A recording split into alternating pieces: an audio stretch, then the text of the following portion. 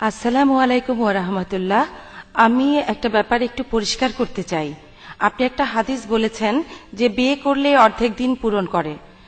আমি যেটা জানতে চাই যে বিয়ে করলেই কি অর্ধেক দিন পূরণ হবে, নাকি বিয়ের পুরো প্রক্রিয়াটাই কিভাবে করছেন, স্বামী বা স্ত্রীর সাথে কিভাবে ব্যবহার করছেন, মানে পুরো প্রক্রিয়াটাই, যেদিন বিয়ে করলেন তারপর থেকে যতদিন বাঁচলেন, নাকি শুধু বিয়ে করলেই অর্ধেক দিন পূরণ হবে?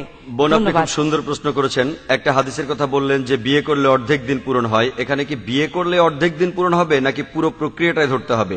বোন, আমি আগেও বলেছি, মহানবী যখন বলছেন বিয়ে করলে অর্ধেক দিন পূরণ হয়, তিনি বুঝিয়েছেন যে বিয়ে আপনাকে অবাধ যৌনাচার আর ব্যভিচার থেকে রক্ষা করে। বিয়ে একটা ধারাবাহিক প্রক্রিয়া, এর উপর অনেক হাদিস আছে।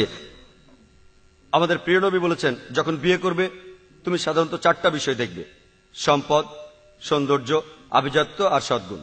লোকে বিয়ে করার সময় দেখে মেয়েটা বা ছেলেটা সুন্দর কিনা, তার কি পরিমাণ সম্পদ আছে, কোন পরিবার, শেখ বংশ নাকি সৈয়দ বংশ, অভিজাত বংশ, আর সবশেষে হলো সদ্গুণ। মহানবী বলেছেন এই 4টার মধ্যে সবচেয়ে গুরুত্বপূর্ণ হলো সদ্গুণ। তাই আপনি যখন বিয়ে করতে যাবেন সবকিছু দেখতে হবে। আপনি একজন গুণী স্ত্রী বা গুণী স্বামী খুঁজবেন, কিভাবে বিয়ে করবেন। আমাদের প্রিয় নবী বলেছেন সবচেয়ে শ্রেষ্ঠ বিয়ে হলো যেখানে কম খরচ করা হয়। পৃথিবীর বিভিন্ন দেশে মুসলিম উম্মার মধ্যে বিয়ে হয়, তারা সেখানে হাজার হাজার ডলার খরচ করে যাচ্ছে। এখানে যেমন রিঙ্গিত, তারা অনেক বেশি খরচ করে। পবিত্র কোরআনে সূরা ইসরার 25 এবং 26 নম্বর আয়াতে আছে, যারা অপব্যয় করে তারা শয়তানের ভাই।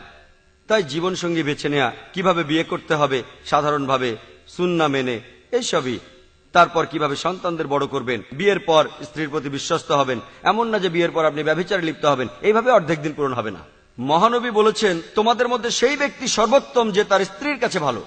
কিভাবে স্ত্রীর সাথে ব্যবহার করবেন, পবিত্র কোরআনে সূরা আল-নিসার 19 নম্বর আয়াতে আছে, তাহার সহিত সৎভাবে জীবনযাপন করিবে যদিও তাকে অপছন্দ করো।